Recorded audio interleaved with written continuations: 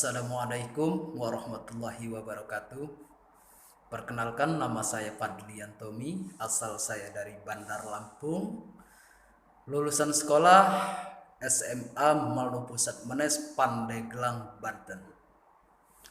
Alhamdulillah saya sudah bekerja di PT Asia Provertindo Building sebagai leader engineering di Trembesi Tower BSD Serpong, Tangerang Selatan. Yang mana semua ini saya telah mengikuti pelatihan mechanical, electrical, plumbing, HPAC bersama di PT Mino Karya Sejati. Salam sukses dari saya, terima kasih. Kembali lagi kita di pelatihan engineering by PT Mino Karya Sejati.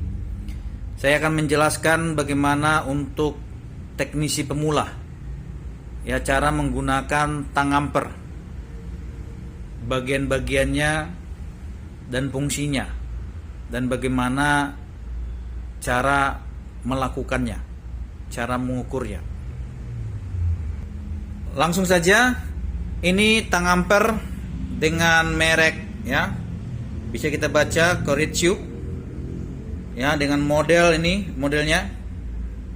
Saya belikan alat ini karena sesuai dengan budget saya dan apa yang saya perlukan. Ya, jadi tang amper ini sering digunakan para teknisi AC ataupun para teknisi listrik. Karena beberapa fungsinya dapat digunakan untuk membantu para teknisi dalam hal memperbaiki AC maupun memperbaiki listrik. Ya, ini kabel, kita lihat kabel hitam merah, ya, ini kita pakai untuk mengukur bagian-bagian yang akan kita ukur.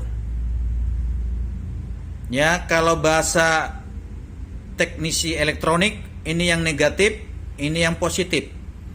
Tetapi pada AC, tegangan AC, ya, itu tidak perlu kita menentukan polaritasnya, karena dia harus bolak-balik. Kalau DC harus polaritasnya ditentukan, mana yang negatif, mana yang positif. Ya, ini bagian kabel untuk dimasukin kemari. Ya, bisa kita lihat nih, ada tulisannya COM. Ya, jadi kemudian kita akan belajar. Kita lihat poin-poin di sini. Di sini ada tanda off, berarti menandakan sistem alat ini off.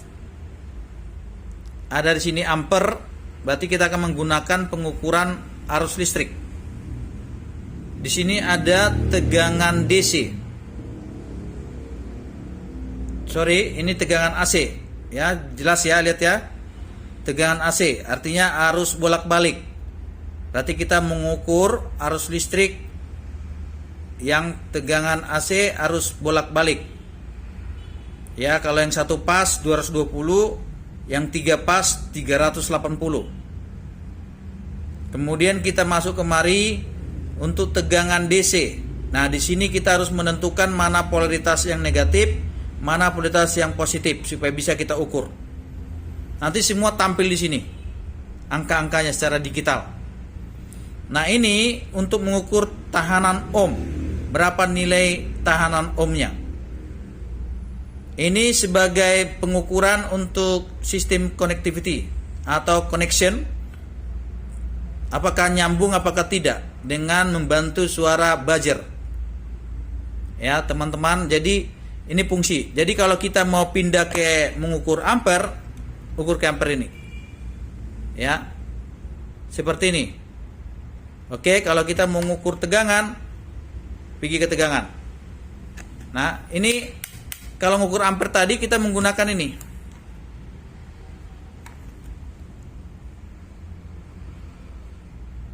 Nah, ini kalau kita menggunakan ampere, ya, ini nyala ya. Ampere berarti kita menggunakan ini. Contoh, kita mengukur tegangan pada yang masuk pada sistem ini misalkan.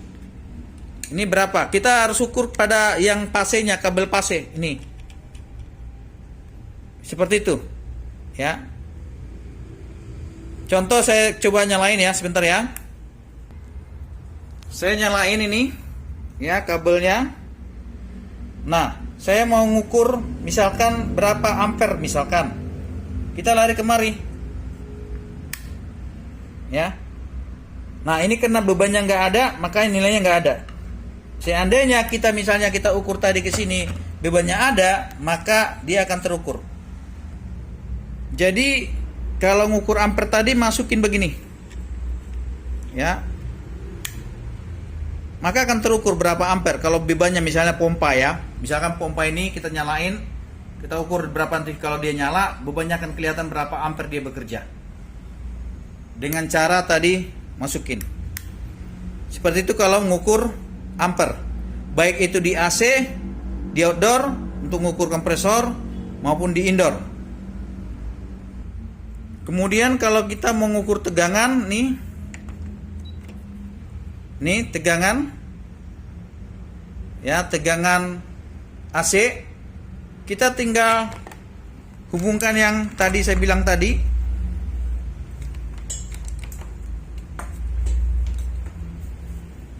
yaitu ini. Kalau AC bolak-balik nggak usah mana polaritasnya, langsung pasang aja. Misalkan kita ukur, misalkan ini ya, saya coba ukur. Nih, tegangannya 215 volt AC.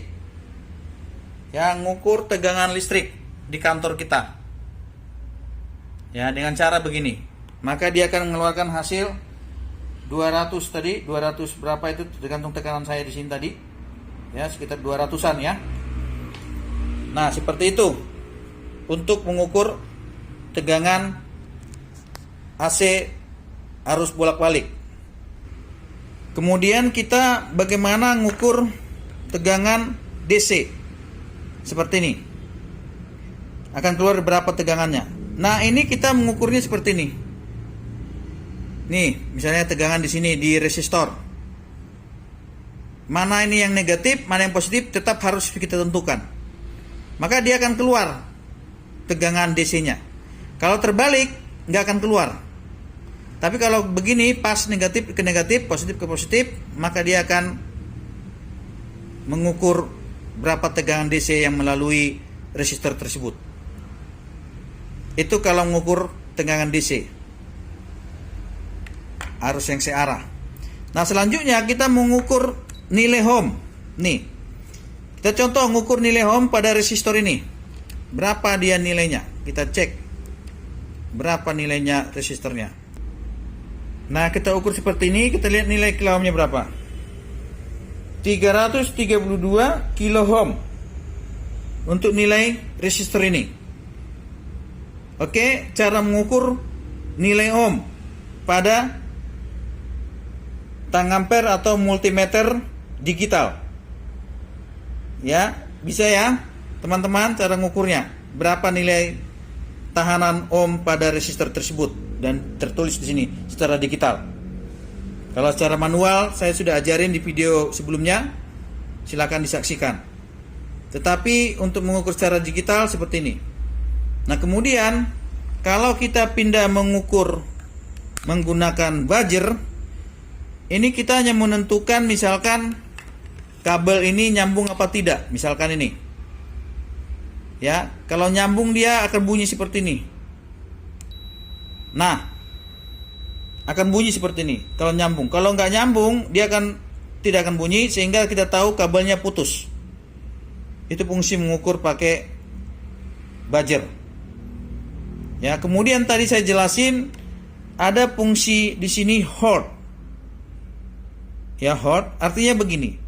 Kalau tadi kita ngukur tegangan AC bolak-balik, kadang dia 210, 213, 214, 219, 216, dia turun naik. Supaya pasti tahu kita berapa sesungguhnya tegangannya, itu tinggal tekan hold. Ketika tekan hold, dia akan menunjukkan sini berapa angkanya sesungguhnya, nggak ganti-ganti. Ya, demikianlah penjelasan saya mengenai tang ampere. Tang ampere ini bisa kita katakan juga multimeter, tapi ada multimeter yang manual. Ini saya sebut multimeter yang digital. ya bisa kita gunakan dan bisa kita pakai untuk membantu para teknisi dan engineering untuk pengukuran baik perbaikan AC maupun perbaikan listrik. Demikian saya sampaikan. Tetap semangat belajar. Silakan bergabung dengan PT Mino Karya Sejati. Kita akan memberikan yang terbaik pelatihan-pelatihan buat teman-teman mempunyai skill standar konsultan mechanical, electrical, plumbing, AVC gedung by PT Mino Karya Sejati. Sukses buat kita, sehat kita buat semuanya. Nama saya Hari Wiratama. Saya lulusan Teknik Elektro Universitas Gunadarma, dan saat ini saya sudah bekerja di PT Mayora Indah, penempatan di Jayanti 2 sebagai Engineering Utility, dan saya sudah mengikuti pelatihan MEP dan HVAC di PT Mino Karya Sejati. Terima kasih.